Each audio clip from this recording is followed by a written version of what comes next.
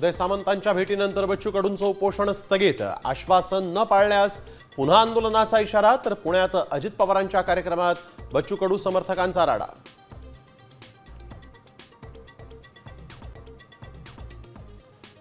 रस्त्यांवर साचलेलं पाणी आणि मेट्रोच्या कामामुळे पडलेल्या राडारोड्यानं पुणेकर त्रस्त। अजित पवारांचा 2 दिवसांचा अल्टिमेटम, नाहीतर 10 कोटी रुपये दंड।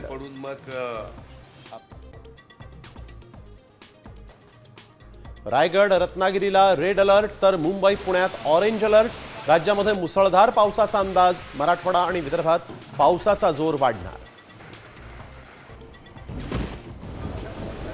पुण्याला सलग दुसऱ्या दिवशी पावसानं झोडपलं। दिवे घाटामध्ये ढगफुटी, तर पिंपरीमध्ये 4 ते 5 वाहनं वाहून गेली।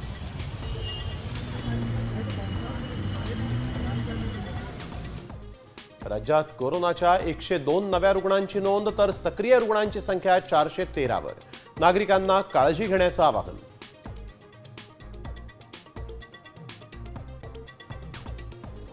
इस्रायलचा इराणवर पुन्हा हल्ला, 200 लढाऊ विमानांनी 6 ठिकाणांना केलं टार्गेट। इराणचंही 100 क्षेपणास्त्र डागत प्रत्युत्तर।